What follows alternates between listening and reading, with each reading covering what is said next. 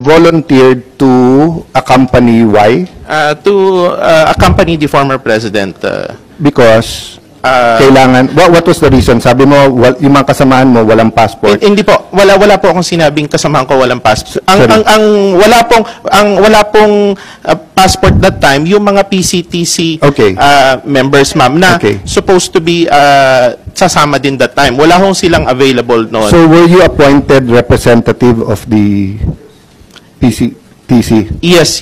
Were you appointed representative of the Interpol in the Philippines? That time I was appointed, yes. Who appointed you? The PCTC, Your Honor. So can on that day? Yes, sir. So ibuin natin ha, kayo lang mga militar at pulis nakakaintindi ng 3-4 na letra eh. Yung Philippine Center for Transnational Crime. Sir, can you appoint the representative ng Interpol on the spot? Kasama sa powers yun? If I check with Interpol, so kung today, pwedeng ako representative ng Interpol? Para pong hindi yata kasama sa function ko yun. Well, kakasabi lang ho ni Ambassador, kayo daw nag-appoint sa kanya. Yung po sabi niya eh.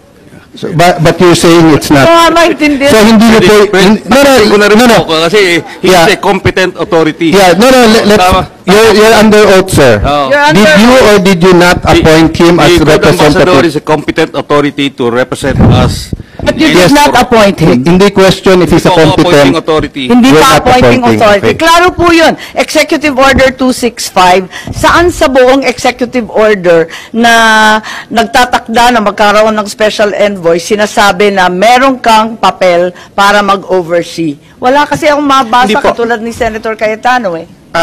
Madam Chair, yun nga po yung relasyon ho namin ng OSETC and PCTC. Sila yung aming Secretariat and Eh, Operational. sekretarya lang ninyo, siya pang appointing ninyo. Hindi po, Parang ang gulo. hindi po. Boss ba ninyo yan or utusan? Hindi po, clear ko lang ho. Kasi that time, wala hong available na members ng PCTC anang may passport noon. So, kaya ho sinabi ko kanina, I volunteered para ho i-accompany ang former president in behalf of the PCTC.